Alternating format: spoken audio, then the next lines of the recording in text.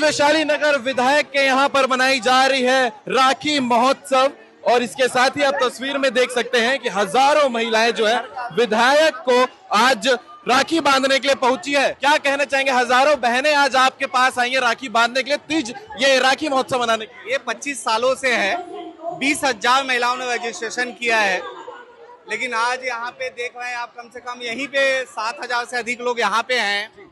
तो ये आज एक रिकॉर्ड भी टूट रहा है और एक बड़ा रिकॉर्ड है। ये रिकॉर्ड खान सर का था जो बिहार से हैं और उसके बाद हमारा ये रिकॉर्ड टूट रहा है।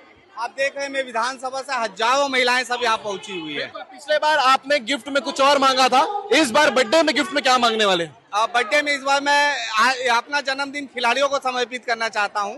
Football, volleyball, basketball, badminton, cricket, skating, जूता, ट्रैक सूट और नहीं है तो आप मुझे स्पोर्ट्स डे को हम समर्पित कर रहे हैं। बाकी हजारों महिलाएं जो है राखी बांधने के लिए पहुंची हुई हैं लोकांगन और इसके साथ ही आप इस तस्वीर को देखने के बाद क्या कहेंगे कमेंट करके जरूर बताइएगा।